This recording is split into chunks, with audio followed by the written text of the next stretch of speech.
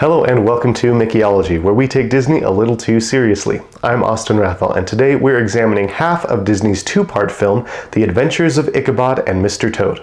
This movie is an adaptation of two different books, The Wind in the Willows and The Legend of Sleepy Hollow. Rather than adapt either story into its own feature-length film, Disney made a lengthy short film based on each of these stories, and then packaged those two short films together as a single feature.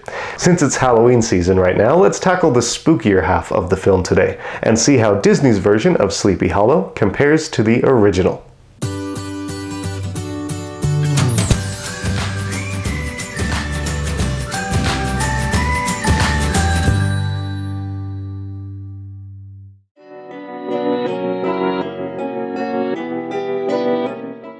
Both Washington Irving's short story and Disney's short film tell the tale of a teacher named Ichabod Crane who lives in a small Dutch settlement in 18th century New York. The superstitious schoolmaster is popular with the local ladies, and he becomes smitten with one in particular.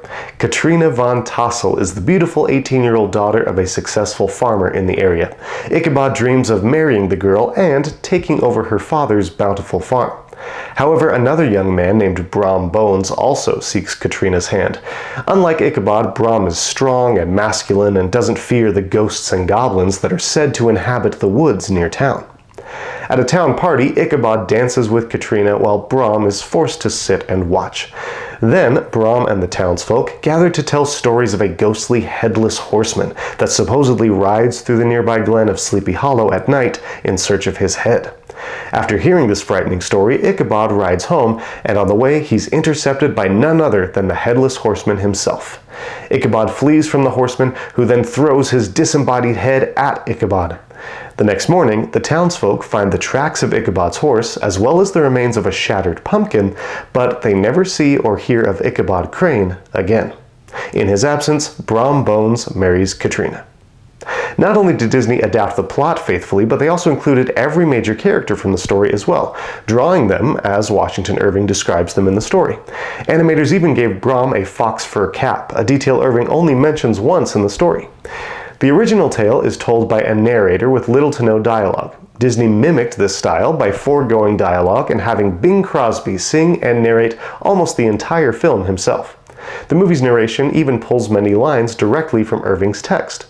His head was small and flat on top with a long snipe nose. She was a blooming lass, plump as a partridge, ripe, melting, and rosy-cheeked. It was the very witching hour of night that Ichabod pursued his travel homeward. As faithful as the movie is to the story, however, there are some key differences between the two.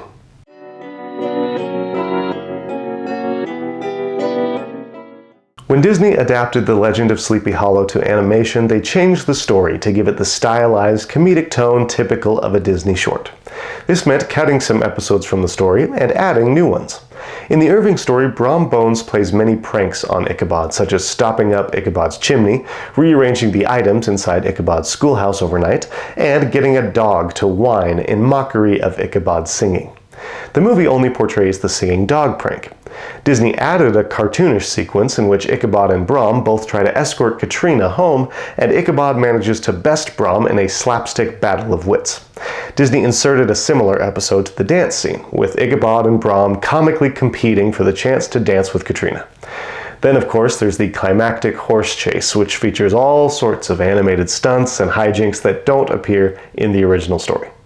Disney also changed the design of Ichabod's horse. In the story, Irving describes the horse as having one eye with no pupil and having rust-colored hair that's covered in burrs. Disney's horse, on the other hand, is a lanky, awkward, but otherwise pretty unremarkable cartoon gray steed. Disney also changed the story's ending to make it more ambiguous. While he doesn't say it outright, Washington Irving makes it pretty clear that Brom Bones is the one responsible for the headless horseman running Ichabod out of town. In the story's epilogue, Irving writes, Brom Bones was observed to look exceedingly knowing whenever the story of Ichabod was related, and always burst into a hearty laugh at the mention of the pumpkin, which led some to suspect that he knew more about the matter than he chose to tell. The film, on the other hand, takes a subtler approach. The narrator never acknowledges that Brom is the horseman. Instead, there are clues throughout the movie, especially during one particular song, that can help viewers draw this conclusion themselves. Did you catch all the hints to the Headless Horseman's identity?